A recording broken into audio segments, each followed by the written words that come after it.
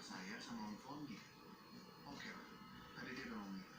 Tapi kenapa saya masa nggak bisa percaya 100% sama orang ini?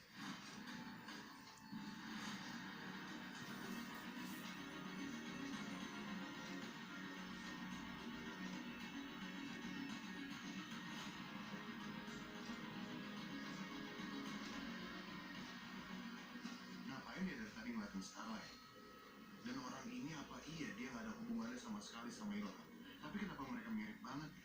Dan entah kenapa, orang yang selama ini kita lihat mirip Ilham itu pasti dia.